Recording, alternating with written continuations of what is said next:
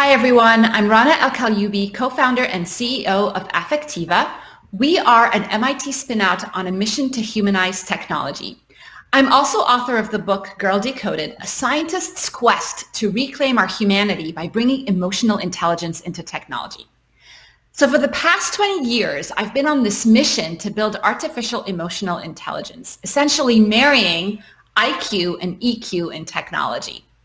You see, AI is becoming mainstream. It's taking on roles that were traditionally done by humans, everything from acting as your personal assistant, maybe hiring your next coworker, making decisions on your behalf, assisting with your healthcare, driving your car.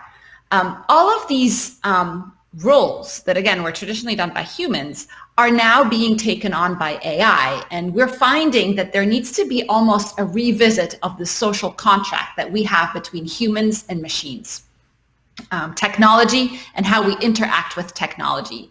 And we're already seeing kind of some of the repercussions of that social contract not being in place, really, and not being well thought out. I start my book by talking about an empathy crisis, how I believe that because of technology, not only because of technology, but because of how technology is designed and how it's deployed at scale, unfortunately, it's very polarizing, and we've obviously seen that manifest in all sorts of ways over the past number of years. But there's also a trust crisis. There's really very little trust in how organizations are building AI and deploying AI at scale, and there's a question mark on whether this technology is being developed in a way that that is just and fair and accountable.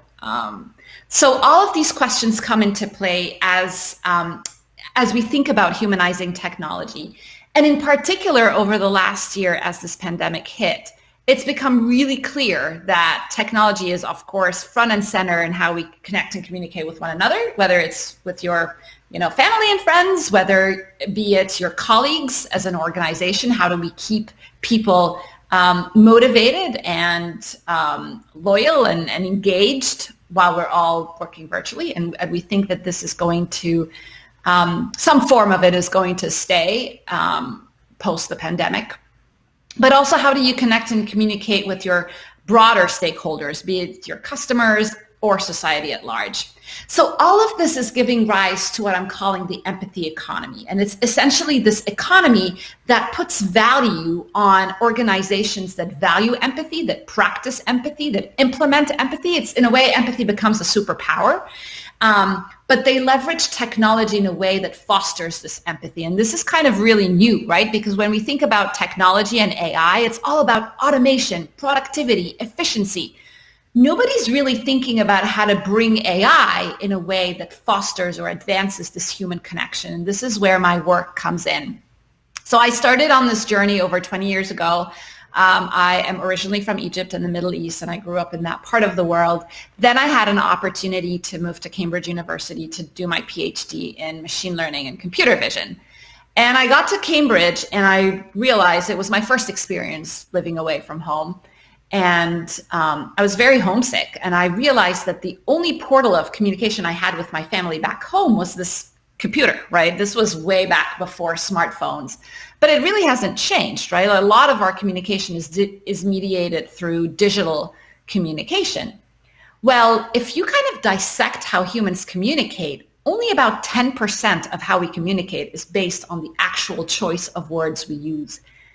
90% plus is nonverbal, and it's split equally between your facial expressions, your hand gestures and body language, and your vocal intonation. How fast are you speaking? How much energy is in your voice? So the 90% of the nonverbal communication is essentially lost in cyberspace, because when we're digitally communicating with one another, unless we have our videos turned on, you miss all of that. And even when you have the videos turned on, there's so many of us, right? Case in point, I'm presenting to all of you. If we were together at South by Southwest in person, I would be able to gauge the level of engagement of all of you, and I would be able to, in real time, adapt my message. That's what great communicators do. That's what we all do actually subconsciously. But in a digital virtual format, it's really hard to tap into kind of the audience and the energy of the audience. And we're starting to see a lot of interest in incorporating technology like the ones we've built, like emotion AI, artificial emotional intelligence, and human perception AI, to capture some of these signals. Like, are people nodding their heads? Are they perked up in interest? Are they smiling? Are they laughing? Like when I crack a joke, does everybody find it funny or not, right? It's so hard to do that in a virtual environment, and that has repercussions on how we connect both one-on-one, but also how we connect and engage our organizations. So again, this concept of empathy economy ties in this idea of leveraging AI and human perception AI and emotion AI to better understand and take a very data-driven approach to quantifying emotions, quantifying empathy in ways that have not been done before. And it is not only transforming human-machine interfaces. Obviously, there's a lot of applications in conversational agents and social robotics and our mobile phones and our cars, and I'll talk a little bit about those types of applications. But the power is really in reimagining what a human-to-human connection could look like. And so I go back to my days at Cambridge when, I was chatting away with my family back home, and I was feeling really homesick and lonely. But this machine was completely oblivious to my emotional state, and worse yet, it really didn't kind of capture all of these nuanced emotional responses that I had when I was communicating with my family back home. And so that set me on a journey to capture these nonverbal signals, to build emotional intelligence into our machines. I focus on the face. As you can tell, I'm very expressive. And I wanted to capture all of these expressions, and so I had to combine a lot of my study of computer science and machine learning with emotion science and the science of facial expressions. As it turns out, our face is driven by about 45 different facial muscles that contract and move to create thousands of different expressions of emotions, of social signals, of cognitive and mental states. And there is a system called the facial action coding system where you can go through 100 hours or so of training to be able to quantify or objectively score these different facial movements. So what I did is I took that facial action coding system and essentially automated it using machine learning, deep learning, and gobs of data. And I was able to back then implement this was 20 years ago, right? So webcams were big and blurry and there wasn't enough computational power, but the proof of concept was there. I was able to demonstrate that we can essentially use camera sensors to capture this type of data. And from then on, I found myself at MIT at the Media Lab, essentially exploring some of the early applications of this technology. And one of the primary use cases of this technology was in autism. So it's almost like an extreme example of how this technology can really help with human-to-human connection. Individuals on the autism spectrum really struggle with understanding other people's nonverbal expression. They actually find the face super overwhelming, and so it's almost like they avoid that sensory overload altogether, and they don't even look at a person's face or eyes, and so they miss out on this channel altogether. So at MIT, we proposed a project to the National Science Foundation. It got initially turned down, but we persevered, where we essentially pitched the idea of building a Google Glass-like device that has a little camera, like a little tiny camera sensor. And in real time, it reads the expressions of people you're interacting with, and it gives you real-time feedback in the form of a heads-up display, again, think Google Glass, or auditory feedback about the person you're interacting with. And think of it as a real-time coach for these kids on the spectrum. So at MIT, we deployed this at a school for autistic kids in Providence, Rhode Island. We were starting to see very powerful results. These kids were starting to engage and actually look at the person they're interacting with. We gamified it, so every time they were able to make face contact, they kind of accrued points, and the kids loved that. So we brought a gaming element into that interface or interaction. But at the same time, being at the MIT Media Lab, twice a year, we would host a lot of our industry partners and companies. And it was like a show and tell. We actually called it Demo or Die because it was an opportunity to showcase what we were working on. And these Fortune 500 companies always expressed interest in deploying the technology in various ways. And when the list got to about 20 or so companies, that provided the impetus for spinning Affectiva out of MIT and set us on this mission to humanize technology and bring this technology to transform a lot of industries.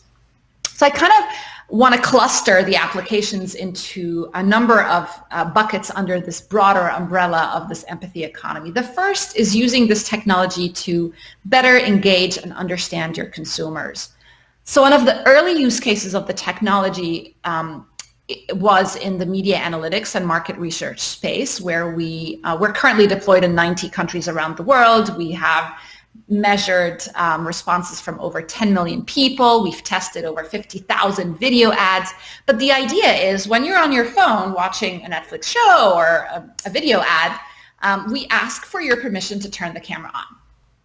And if you say yes, with your permission, we are able to capture your moment-by-moment responses. And we don't care about who you are, but we care about your response. So it's anonymous, right?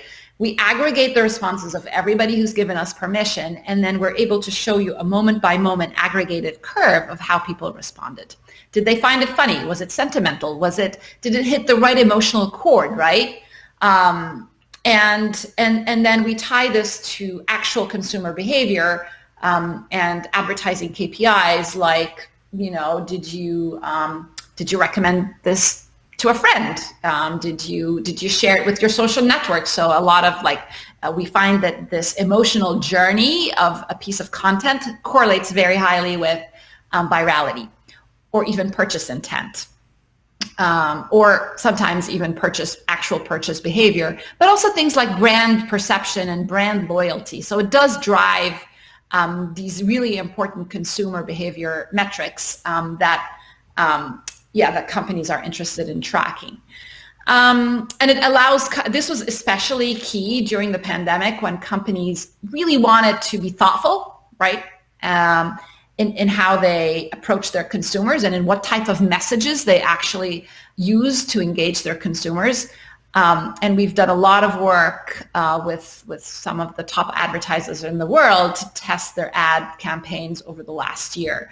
And we found things like being empathetic really, of course, is important in your message, but it has to also tie and be true to your brand and the purpose of your brand. So we found a lot of just kind of superficial, we're all in this together, we're here with you, we're here for you kind of messages, but they weren't really connected to the brand or what the brand or product stood for. The organizations that were able to tie that to action or tie that to, again, kind of their brand elements did a lot better. They just resonated a lot better with the consumer. So again, it's really hard to get at this by asking people questions, but by being able to tap into an audience's visceral subconscious response, we're able to do that at scale. You don't have to go into a lab or into a focus group. We can just leverage the fact that we're all sitting in front of our machines, for better or worse, all the time, engaging with content and with each other, and we're able to capture that data.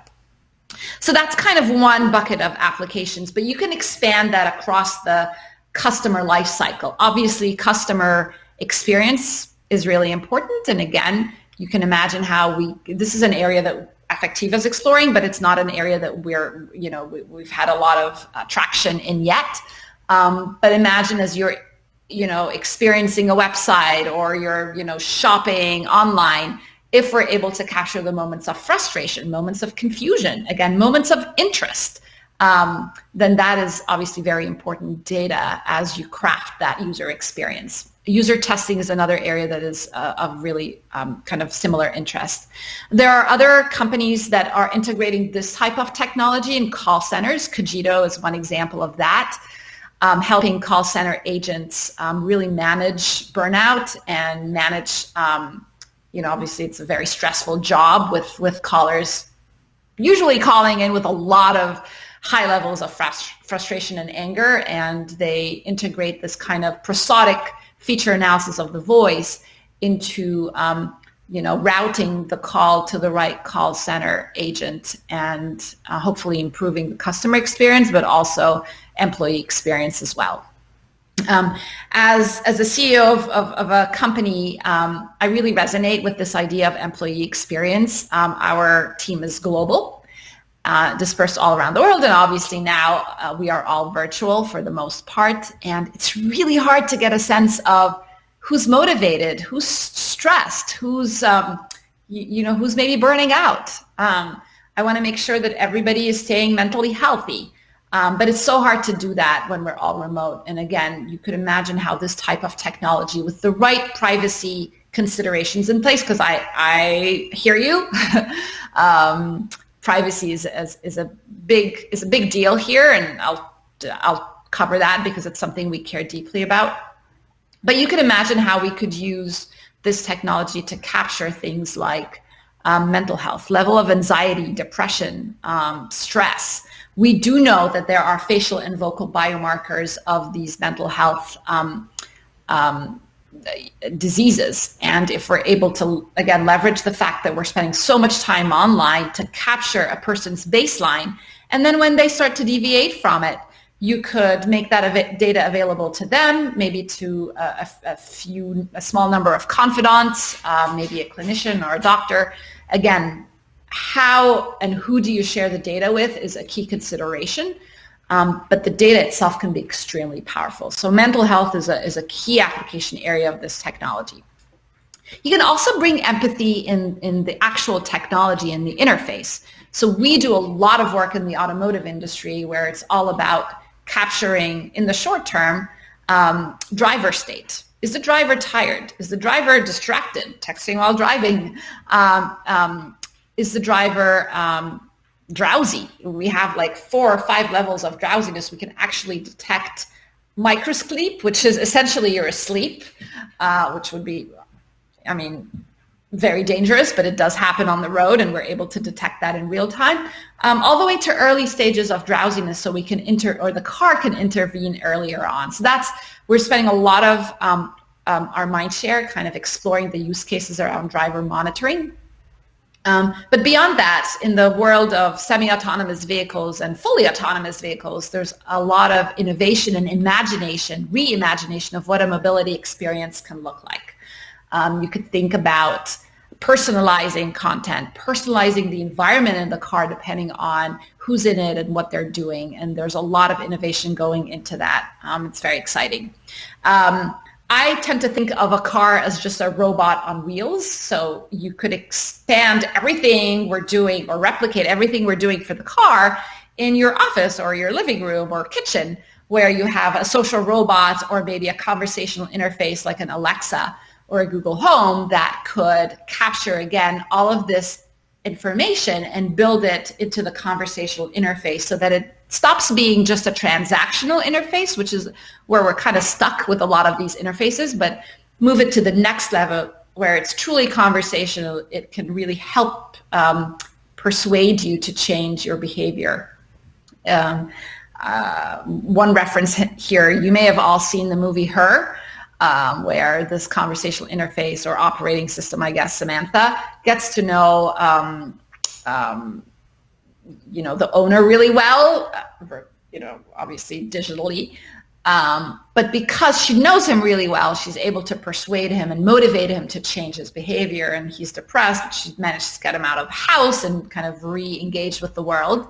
So I really do think that there is huge potential for these interfaces, be it, whether it's Siri on your phone or it takes the form of an embodied agent, or maybe it's in your vehicle. All of these interfaces, if they have emotional intelligence, then they will be able to persuade us and motivate us to change behavior, hopefully to be more productive or happier or healthier or more connected. Like you can pick your, the parameter that you really care about. But also in like how we connect and communicate virtually with each other. I talked about the example of live streaming and virtual events where I find it really, really painful to be presenting and not seeing my audience.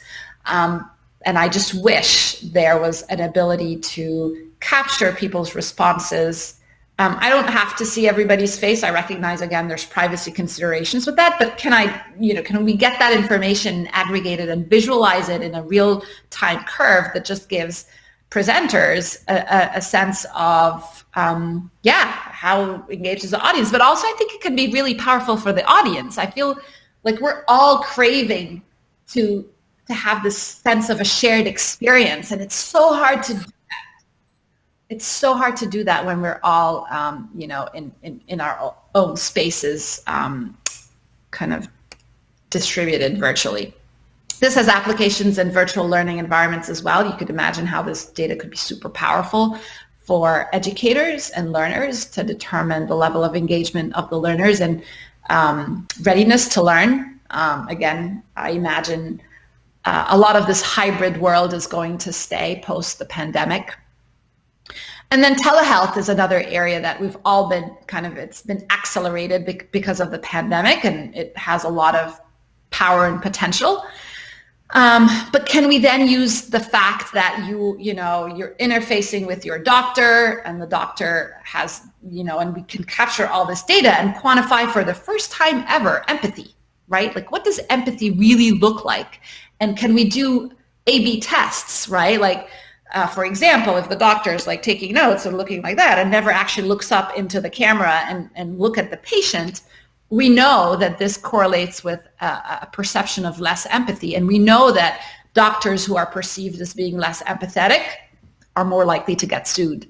So we now have an opportunity to quantify these things, these soft skills that are really key in our workplace, in our personal and professional lives, and we haven't been able to do that before. And then finally, I'll just end on the note of I truly believe that this is going to become ubiquitous. It's going to be the de facto human-machine interface, and it will transform many industries. But I also fundamentally believe that as an inventor of this field, of this category of artificial intelligence, I have a responsibility to ensure that it's done right. And there are a lot of ethical and moral implications of this technology in terms of how we develop it in a way that's not biased, but also in terms of how and where we deploy it. So, for example, we as a company do not do any work in surveillance or lie detection or security for a number of reasons, but primarily because we do not believe it respects people's privacy. So we have turned millions of dollars of funding and potential revenue in this space because it does not align with our core values. So I'll just to wrap, I believe there is huge potential of this technology in reimagining not only what a human-machine interface will look like in the future, actually today, but also in the future, but perhaps more importantly, reimagining what human-to-human connection and communication looks like, and upgrading the current ways we're interacting digitally in a way that hopefully brings us more together as opposed to polarize us.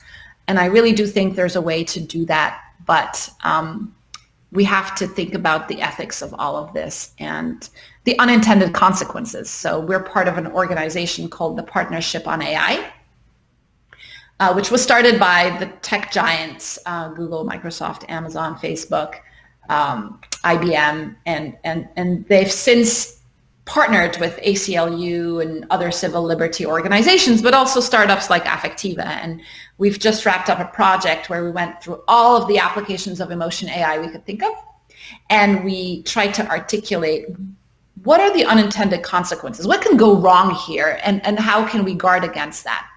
So I really do think that we should, I'm a huge advocate of thoughtful regulation. But I think as inventors and innovators and thought leaders and business professionals, we shouldn't just wait for legislation and regulation. We should be at the forefront of designing this in the right way and being stewards of technology. So thank you again, and I look forward to hearing from you. I always love hearing from people what they think and maybe some of the applications that you're interested in.